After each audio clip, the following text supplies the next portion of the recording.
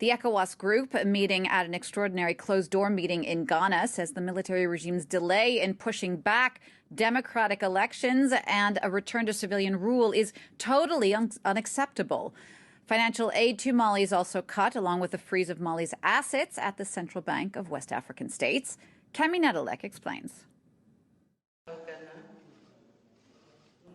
Mali's neighbours are playing hardball.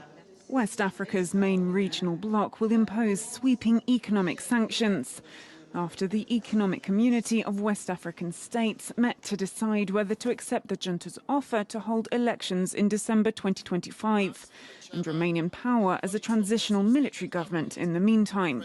Mali had originally agreed to hold elections next month. La prorogation de la durée de la transition à 5 ans préoccupe l'ensemble de la région ouest africaine.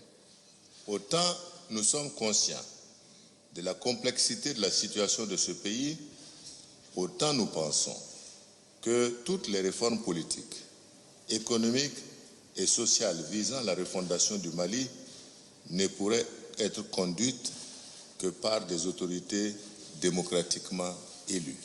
Ecowas has decided to close borders with Mali, suspend all trade with the exception of basic necessities, stop all financial aid and freeze the country's assets held in the Central Bank of West African States.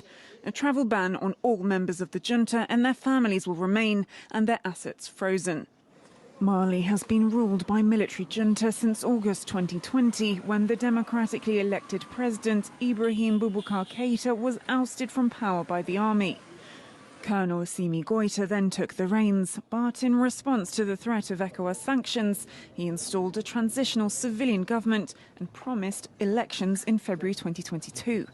However, the tables turned when Goïta forced out the interim civilian government, consolidating his own power in a de facto second coup. Niagalé Bagayoko is the head of the African Security Sector Network, and she joins me now from Paris. Niagalé, thanks for speaking to us. So, first of all, why is ECOWAS taking such a strong stance on Mali now?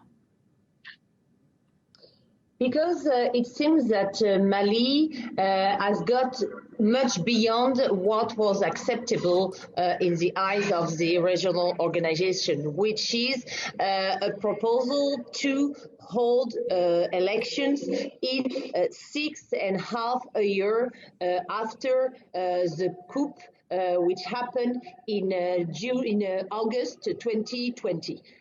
This delay was seen as purely acceptable by all African leaders, who might also have feared to see all the coups to happen in their own countries. So there was definitely a need to stop this kind of provocation as seen by the African leaders. Niagalé, it seems like we have a slight sound problem, but we're going to just go ahead and try to push on. Do you think that these strong economic sanctions will be enough to actually change things in Mali at the moment?